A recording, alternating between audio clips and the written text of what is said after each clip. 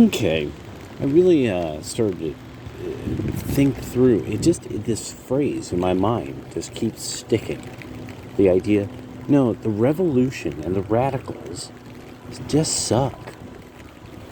Um, there was, I at one point I was talking to my uncle. I hadn't talked to him for a very long time, and I was saying like, well, no, the Democrats don't get it, like some of these things about the young activists, like how things have changed with feminism and this thing of unsexy feminism.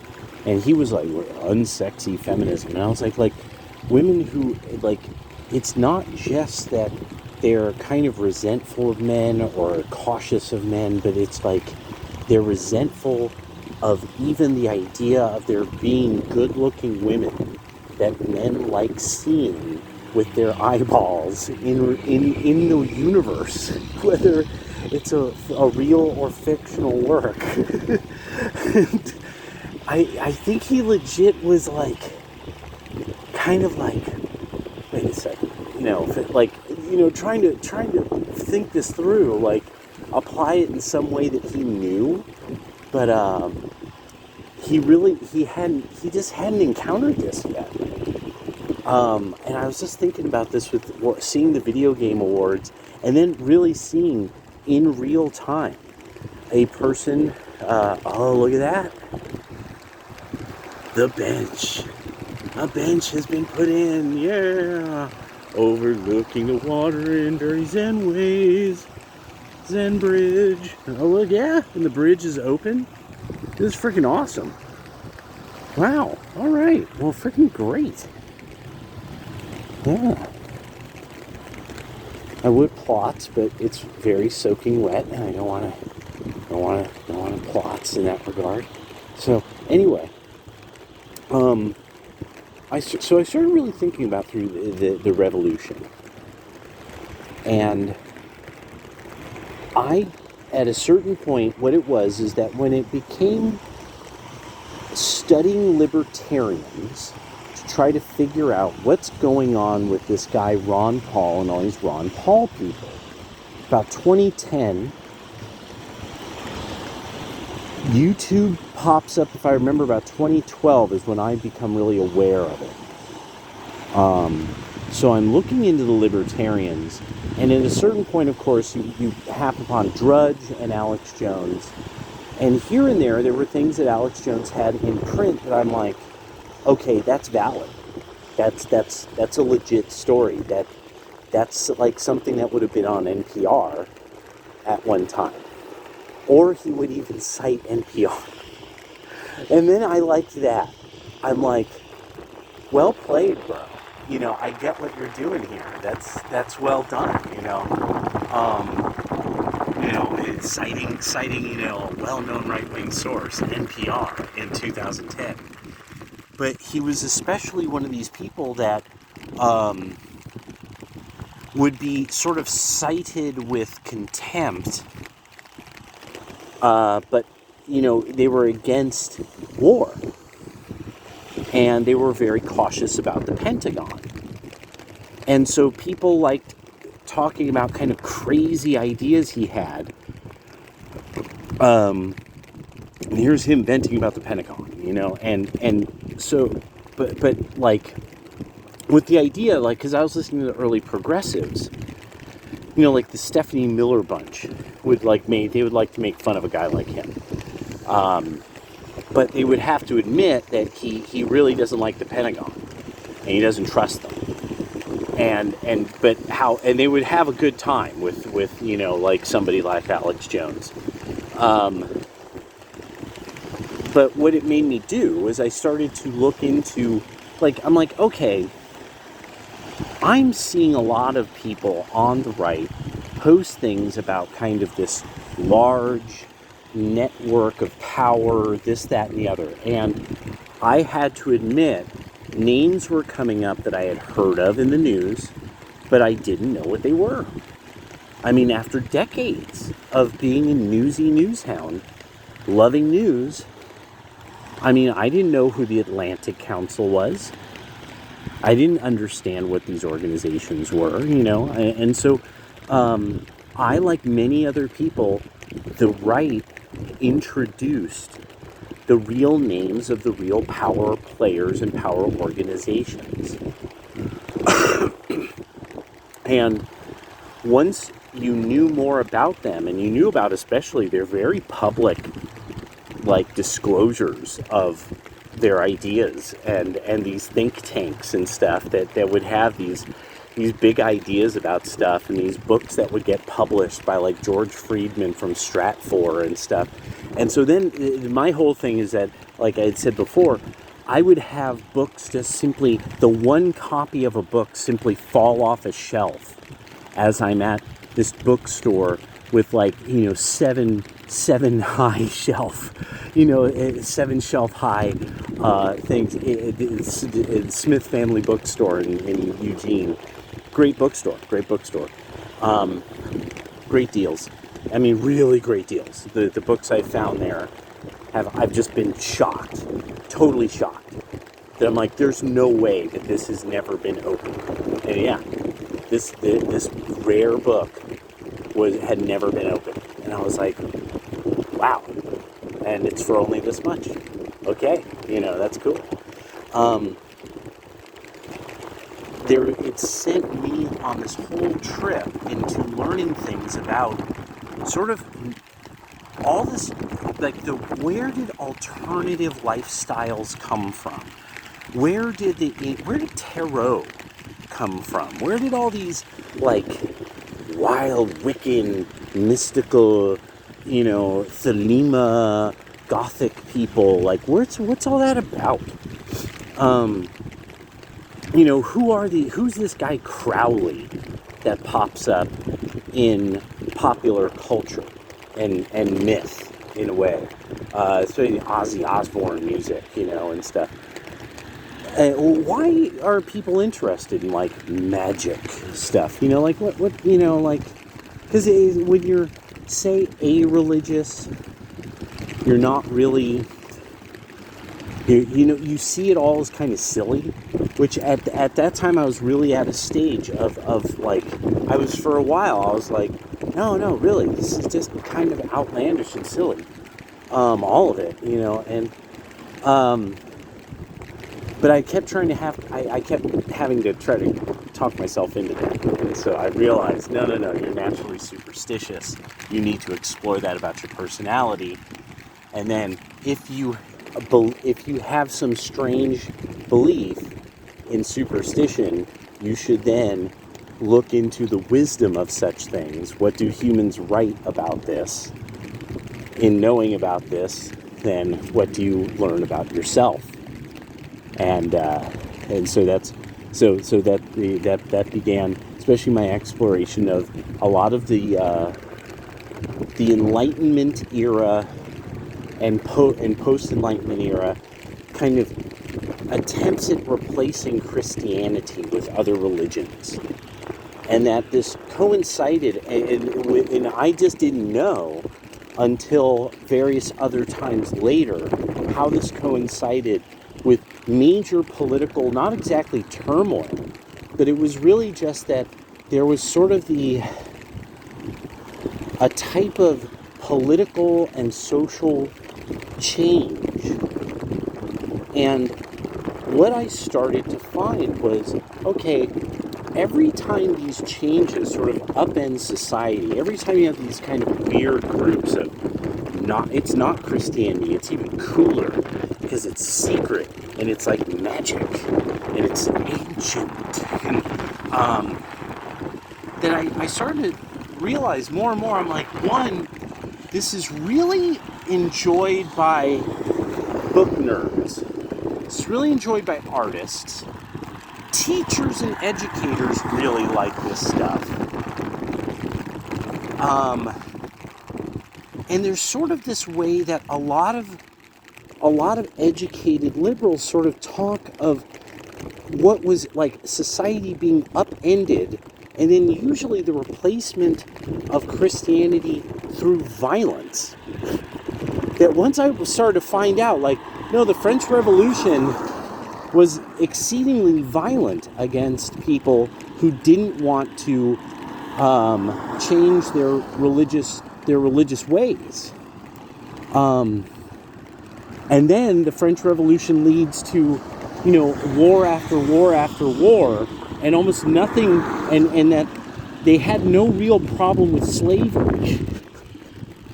That it was Britain and America with religion as its guide that went after slavery. And that when I started like listen to the art, and then like, okay, well, oh really, religion was its guide, and then to hear somebody map out, like, here, and then as opposed to, and then it was the French Revolution, and I was like, wait, what do you mean? French Revolution? No, look at, da da da da da, and here's Haiti, and then da da da, and Haiti had to pay them money in reparations for their loss up until like 94, and I was just like, wait, what the fuck? What? And so it was just these weird things about the revolution. And then finally when it was Muslim David Livingstone, Canadian historian on the occult, really maps out beautifully, because also his way he sees the world, and really as one of these kind of people, the Muslim who lives in the modern world, who doesn't really understand why this is supposed to be so hard for people. Like, no, you could totally be devout, live in the modern world, it's not that difficult. Like he's a very interesting man. And has really had to make me think a lot, like defend a lot of my ideas, like, and I like that. But he brings up the whole thing of, he goes, no, the world of occultists and all that, he goes, this has to do with wealthy people and how they wanted to shape society, and that they would have a way of kind of coming up with a club, and how to include those people in the club was through rites and through this kind of internal history of their own, an epistemology of their own. And so also there's the various concept of these people pick you don't pick them. So they get in touch with you because you are descended from this group of Aryan Templar, Kabbalistic, Armenian knights, like, and so you do the degree of, the Armenian hawk, or whatever. And you go through the alchemical rites of the Rosicrucian order, and become a Templar, and so it's ancient secrets. And then there's that. Ancient secrets that were really robed in mystery and symbol, and stuff. And so David points out, he goes, no, a lot of these powerful people, they have a story they want you to believe. And it's also a story that it does seem they themselves believe. For whatever reason. And then what's interesting is then when you actually follow, say, Kabbalists enough, you then kind of find out, like, here and there, various tie-ins to these stories that you're like, oh, that's wild. Okay, so this story in the Bible is believed by a lot of Jews to have occurred in Armenia. And then they went here, and that's where this story occurs. And I'm like, what the fuck? And so there is legitimately like a long cultural kind of record of people believing these various stories about, something kind of outlandish as a conspiracy. People, the whole thing with the Khazars and the Jews, and that actually it turns out that that's not genetically very accurate, but really we've now, of course, people have learned all this stuff about the various Turkic peoples and the peoples of the steppes based on various writings and historical things that about like what we know about them and stuff. And it's kind of fascinating shit. So that's always that part of me that I'm like, that's the coolest part about the right wing. They look into these subjects a little, and then a bunch of people are like, whoa, those crazy right-wingers are looking into this. Let me clear the air. And especially when it's the best, most clear exposition, that it becomes the one that gets most fiercely attacked by all kinds of people. It left, like wackos. They're like, you aren't including the flying Jewish space laser pyramid Anunnaki connection of, you're just like, yes, yes, that's great. Somehow they got into your community. None of this really matters, bro, because the earth is flat. Pyramids are pointing at nothing at all. It's all just drawn up there by an Anunnaki, whatever.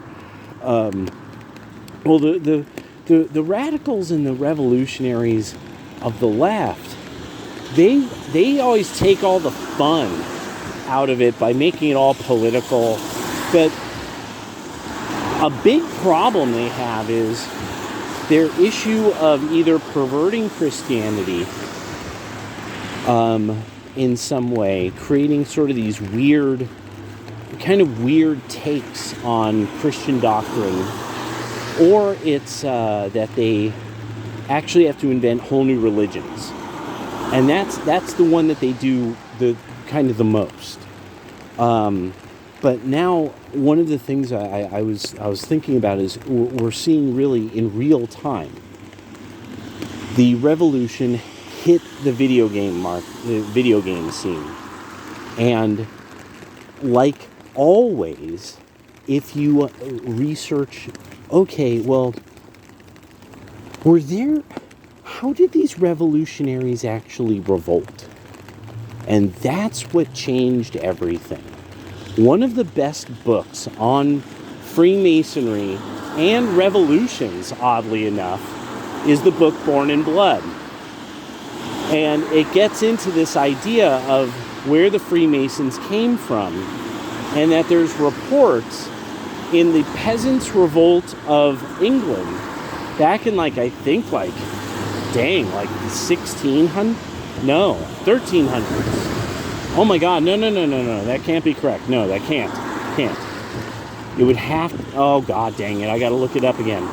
Because what it ends up, the big deal is, there's some group that's supposedly behind it, and that people admit this when questioned. And something that I kept finding out about a lot of the fervor around World War II, and kind of the craziest elements, like the creation of the Tula and stuff. These were all relatively middle-class people, middle-class men that had some money behind them, and they were starting kind of a type of social and philosophical and mystical thing to do, club, so they could, and so because of the spirit of the people needed to be renewed, or whatever the language of the day was. See, conservatism doesn't really have very good catchphrases. It's because they're not trying to have something really new happen. They really want kind of the best of what already was, and that they're like, no, there's got to be, and recently, a lot of people were like, no, there are fundamental principles behind what made things good. They and so that's been the thing with all these people trying to, Christopher Rufo, trying to change education, and the big change in education that's starting small, but is going to get much bigger, probably about 3 years into Trump's term. So, looking into revolutions, I kept finding this was mostly middle-class people. A lot of these revolutionary thinkers, these were not people. This was not John the plumber almost ever. I mean, almost ever. And in fact, almost every time at some point the revolution turns on the plumbers. It turns on some group of really normal people that they're like, well, I'm just a plumber. I don't know. I don't give a shit about any of this. I just want to do my job. I just want to do the thing I do. They're not really concerned about socio-political issues. So because I knew about this, and then Eric Hoffer's book, True Believer: Thoughts on the Nature of Mass Movements, I started to see that the Democrats were clearly becoming what Eric Hoffer discusses as a mass movement, and that they had come to a point at a specific stage that they had to decide what they were going to do. And they chose violence. They chose quite specifically the route that would either make them rise completely to power, or inevitably would cause so many people to react in horror that that would be it. Their movement would fizzle, because everybody would be terrified of, well, what are you people going to do if you ever win? And that's, of course, what really has happened with the Democrats, and they can't understand this. I like that they refuse to understand this point of view. Like, Karlin Poroshenko has really kind of made me sort of figure out that kind of thing about them. That there's stuff that they that they do get, but they cannot say it in a way that almost anybody else would that anybody else would understand, that the left gets that. Oh, you guys get that we're gonna kill you. Like, that's fundamentally, when you guys vote us into office, we're gonna get all of you. And that's a very hard thing to sell. And the left didn't sell it. And like Poroshenko was saying, the Democrats are the most trickled down level of the secret society pyramid of what is the left. Because note, that's also been exposed, that the interests of the political left aligned with big everything. Big pharma, big auto, big military complex. It all came together all in one shot. Now to the point where it might be actually ending up causing, mass destruction across Europe. Who knows? But that once that was exposed, it starts to then. This is one of these moments in history like nothing ever seen, where everyone sees Wall Street funding the Bolsheviks.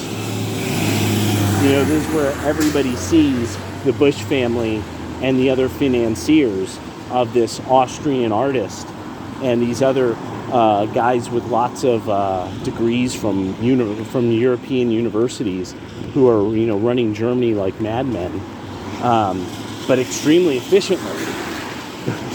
Note, everybody liked the that's a really hard one for the industrial world, because I was alive to see a lot of these companies have to come out and be like, we love latkes, we love bagels, and we love the Jewish people, and we're so sorry that we worked for a company that at one point, a generation ago, did these terrible things. On behalf of some guy at some point, somewhere, I, of course, am saying I apologize. It just, when, as a kid, I was kind of like, okay, all right, also kind of figuring out, wait, but that doesn't, it kind of doesn't count, it was just, and then, it's that part of, when you're young, don't be cynical, be a nice boy, but that part of me that's like, it kind of doesn't count now, the Jews are dead. you know. Like, just like, why are you apologizing now? You know, like, but anyway, yeah, just as this of course was running through my mind as when I visited Israel, where I was just like, people, you know, apologize to these people and this and that, but I mean, like, don't they kind of think like, well, no, fuck you. Now you're apologizing, fuck you, you know.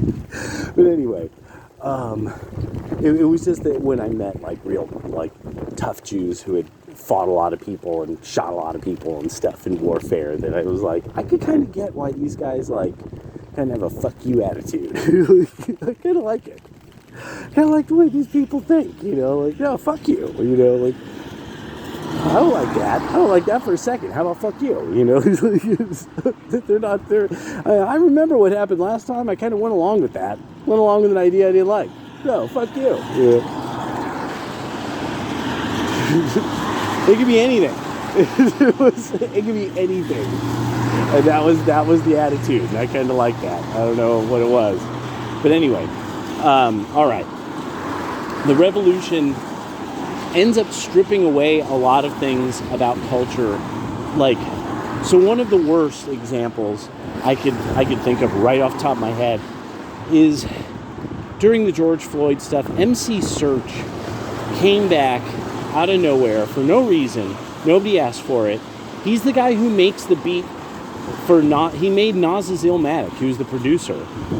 And he ends up doing this whole thing about not culturally appropriating. But I mean, this is like a guy who is known for cutting his Jufro into like a really dope high top fade.